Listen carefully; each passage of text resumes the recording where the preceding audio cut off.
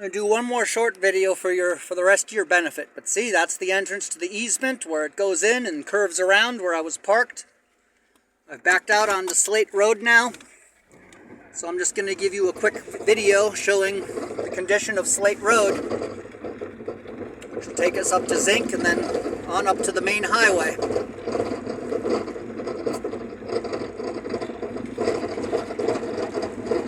It's a little rocky with larger rocks, harder ones, makes it a little bumpy. But even though it's very gravelly here, the soil has enough clay in it that every time it rains, it softens it real nice. And the more times people drive over it, it pushes the rocks in and it softens up real good.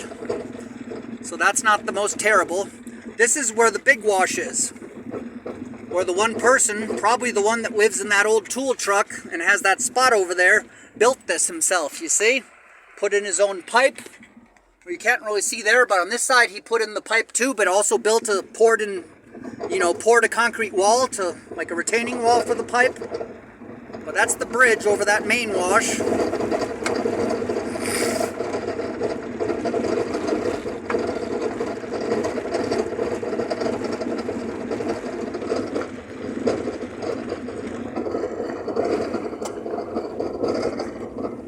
See, the road gets softer here because people have been using it a bit, so you can go a little quicker.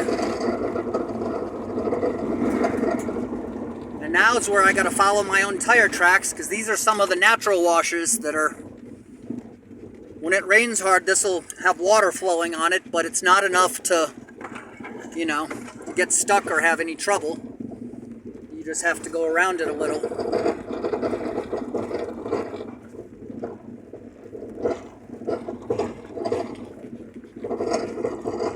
This is the next closest neighbor. He apparently still has the property's original wind-powered functioning water well and a very old antique crane that's over 100 years old. It's like an old mining crane or something. Very interesting. He's the closest neighbor because there's only two neighbors on Slate Road. That's it. Just the two. The guy with the tool truck back there next to you, and then this guy we just passed. And here we're coming up on the end of Slate Road, and this here is Zinc. If you made a left here, you'd go back to Sandstone and all that, but that's not the way to get to the property. And this, of course, is Zinc. And this is going to take us out to the highway, which is, I don't know, a third of a mile at most. Like you could literally, if you wanted to go up here to the mailboxes at the end of the road to get to the mail, you could probably ride the regular mountain bike out there real quick and back real fast just for some exercise and to take a ride, It ain't that far. But it's far enough. For example, I'm approaching the Southern Highway here and I've been walking around out there the whole time, and though there's traffic on it all the time, you can't hear a single tire noise or even any noise. It's just nature. Just like being out by you so far. Oopsie. Believe it or not, that's not the first time I've done that. That's the third time I just did what I did. Zinc doesn't go straight ahead all the way to the highway.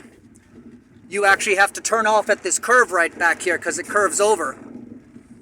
Because where I just went in reverse, that's where that other big wash is, but that's a big wash. Like where they'd have had to have built a bridge across it, like a real bridge, with concrete and tubes and, county. But no, see, so that's where you get screwed up though. Because if you drive ahead, you can see the cars on the highway, but you can't go that way.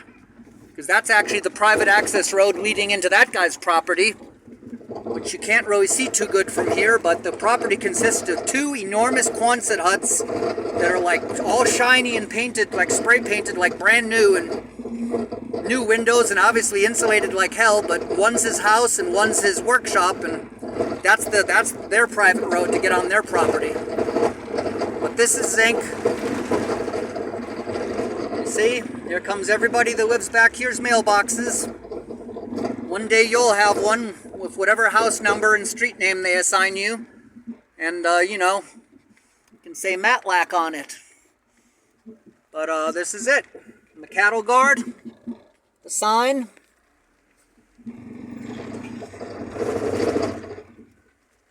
And this is the Southern Border Highway. And like I said, they're located exactly at mile marker 353, Highway 80, east of Bisbee, west of Douglas. This is Justin signing off.